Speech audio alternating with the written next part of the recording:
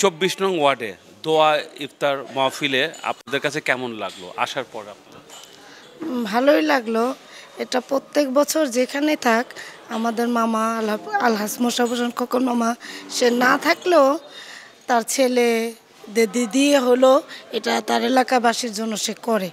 আর এবার সে যেহেতু নিজে আছে সে প্রত্যেকটা অনুষ্ঠানে চেষ্টা করে মুসলমানের ধর্মের যে অনুষ্ঠানগুলো আছে তার এলাকাবাসী নিয়ে করার জন্য।